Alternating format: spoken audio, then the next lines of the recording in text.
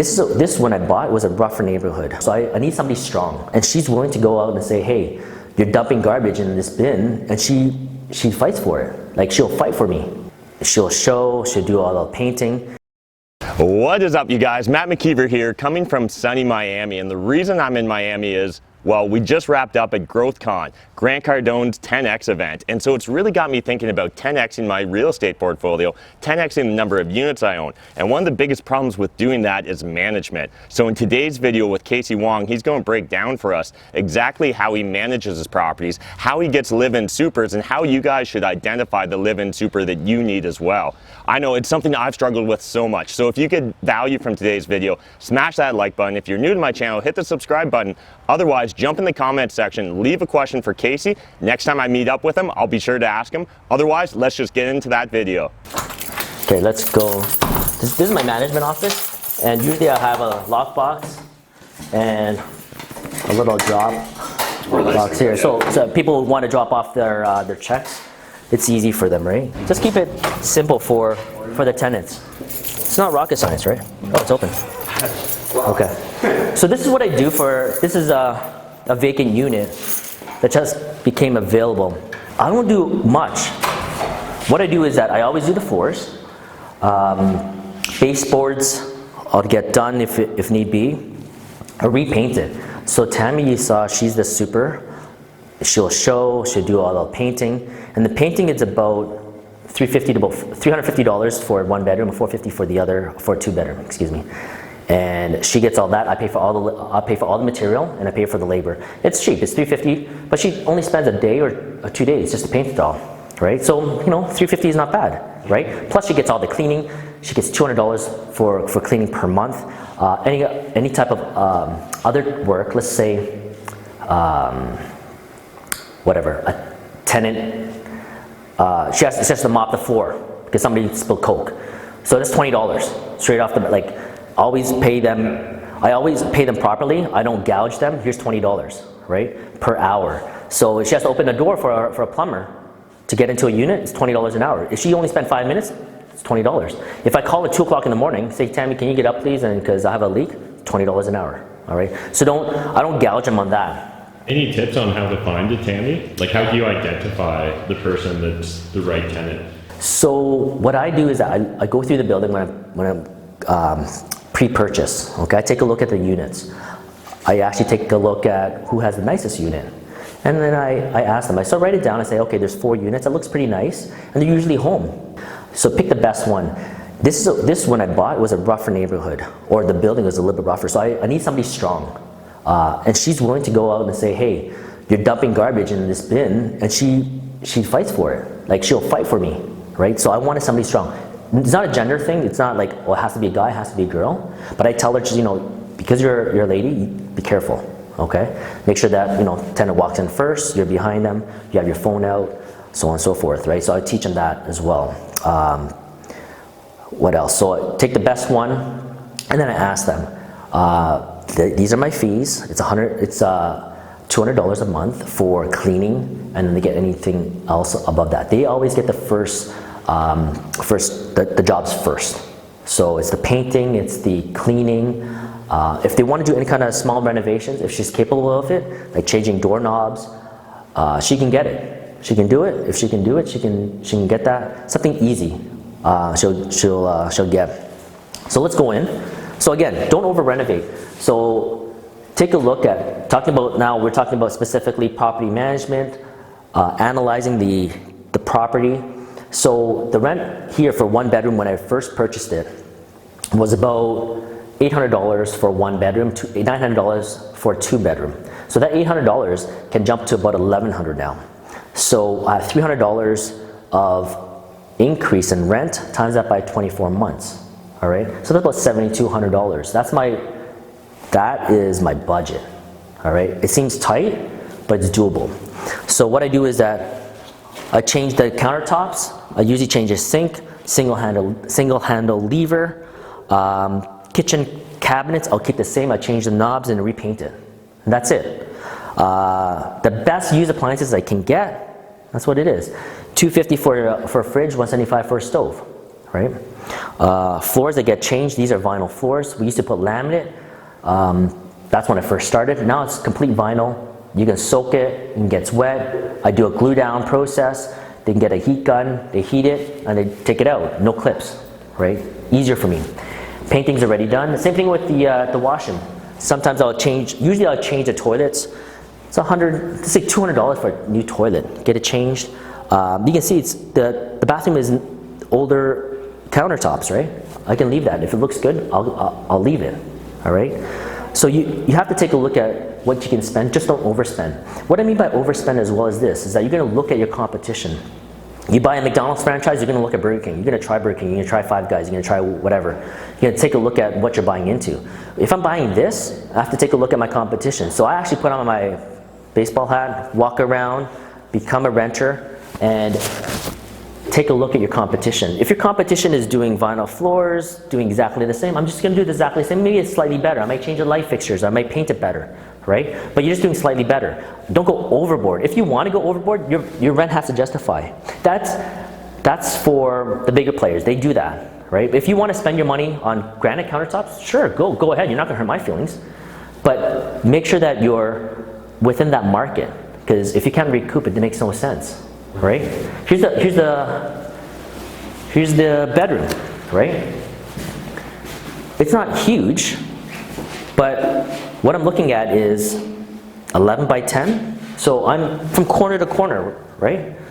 It's not bad. Decent size. You can put a queen size bed. You can put a king size bed if you really want to, right? But nothing spectacular. Change the lights if that was a new light. Windows, that's capital improvement. Just make sure if you're putting in new windows, that you raise the money properly, or you save it on the operating basis, on a monthly basis, that you're saving some money for this. If you start raising the money, you can do that, but now it dilutes your returns, right? If I had to raise, let's say 35%, now I'm raising 40%, it dilutes your returns. Does that make sense? So again, taking a look at this, if it dilutes your returns, then maybe you're not buying at $7 million. You go back to the vendor, you know what, you have old windows, you have old roof, you may be able to get some money out of it, right? You just talk to the vendor, say, hey, you know what, I need $200,000, whatever, $300,000. You can get that money from that vendor if they give it to you. Sometimes the market is so tight that they don't need to. They can say, hey, you know, this is it, I'm not gonna give any money back, and that's it. Then now you have to raise the money, or you have to change it very, very slowly, right? So depending on what your return is, when you calculate your return, you're gonna be able to know what that return is. It's gonna be a 7% return, 8%, 12%. It's gonna be, you know, it's gonna be different. For each investment, it's gonna be different. Every building is gonna be unique, all right? So again, this building is a 2.5-story walk-up, pitch roof. I had to change the balcony rails. That was it's like I think it's $24,000, let's say less than $30,000 for all the balconies. It was about $45 a linear foot. Boiler got changed, and I got some money from the vendor for that roof, which we just still hold. And just don't touch that money. It's something that it's going to go one day. You can patch until you can not patch anymore. You're patching over patches. Then you get that changed, right? But you're frugal. You're frugal with your money. So I did some work in the front lobby. The front lobby, I put about $2,000, I think, in that front lobby, and I'll put the same thing, $2,000 in the other. I redid the entire the corridors, the 3 corridors. So I spent some money there. I think it was about 14 or 17,000. But these are all capital expenditures. I know we always say CapEx. These are capital expenditures. I'll go back to Elgin. Somebody said it was a ripoff for those steps. Actually, it was that price was actually for the ramp as well. So I looked up that cost. I was like, I had a ramp that went up, so I don't think it was a ripoff. But sometimes you do get ripped off. You may pay a little bit more right? Because these are one-off situations where I'm gonna do a balcony rail, I'm gonna spend a little bit more because property standards is on me, right? Property standards might be on you because your tenant calls and say, you know what, I have this, this, and that. So these are one-off situations where you have to have some money. If I'm painting here, it's $350 for one and $450 for a 2-bedroom. I know my labor costs. I know how much a 5-gallon paint is going to cost, $180 or $220. I know it's going to cost me that. These are something that I can forecast and make sure. If I'm doing whatever, a one-off situation where one contractor is going to be a little bit more and have property standards on me, then you know what? I'm willing to pay a little bit more because trades now is getting expensive, right? So know your costs and know what you have to deal with. Sometimes you do have to pay a little bit more, right? So. Awesome. Thanks a lot, Tammy. So painting, repainted the hallways, redid the baseboards, repainted all these handrails. This is how it looked before the renovations of the lobby. So it had these red tiles. So it's a little bit dated. Well, what you normally do is that you can do the inside units first. You're not necessarily going to do all of this, all the common areas, because it's going to be expensive. This is not going to generate the money. So when somebody comes and takes a look at your unit, they're going to look at the units first. They're not going to say, hey, I love the hallways, I'm going to rent from this place. So if you're tight for money, renovations is the units first, the money goes in there first. Then you sort of backtrack and it's going to go into common areas. Okay? So let's go up. You can always upgrade. You can always put money into the building, but sometimes you don't see it. This guy didn't pay me rent, so I just want to make sure that I know I'm a jackass. But I will do this. I want to make sure that this guy gets his forms, right? So I want to make sure that this guy knows that I'm on him. So he was here. He moved his car now. I haven't seen him yet, or at least my tenant my super haven't. Did not see, but at least I know, right? If he's, I know. Yeah, no, that's perfect. So, again, just money. It's almost like a sunk cost, right? Because I put this money into the hallways, and I don't see it because I know my rents are up there now.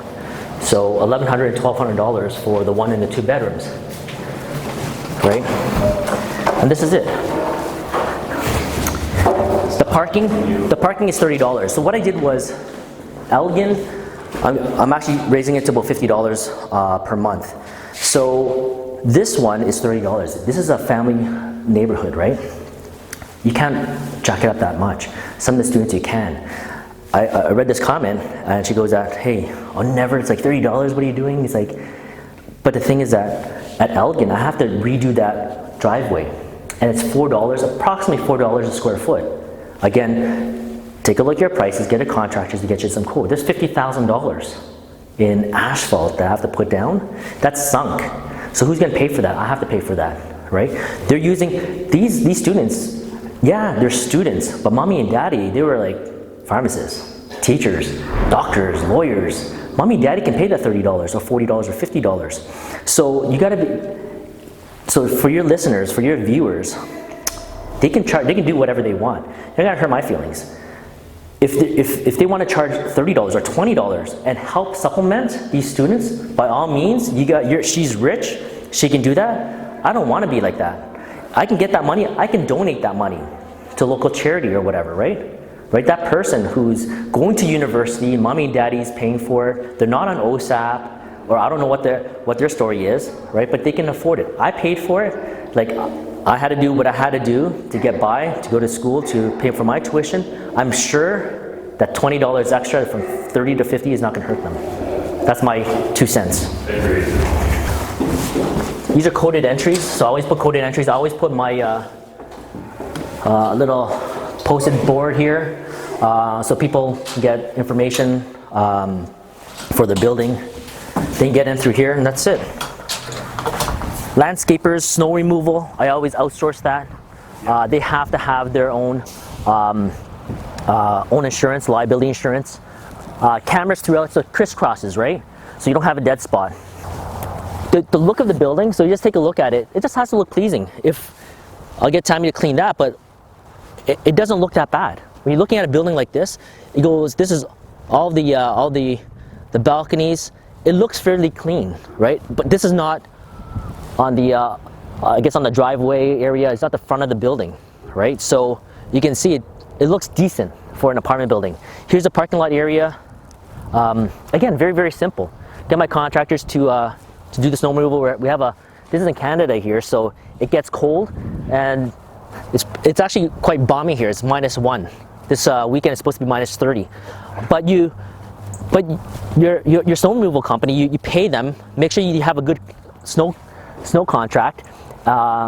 It includes a salt, right? And you watch them, and every time they come, you have a log sheet, right? And have a log sheet with Tammy as well. So Tammy make sure that it's done, because you don't want to slip and fall. I had a slip and fall here, but I documented everything, and they're actually they're actually going to court because this person was notified. Don't go out, you can hurt yourself. And Tammy, it was already recorded, right?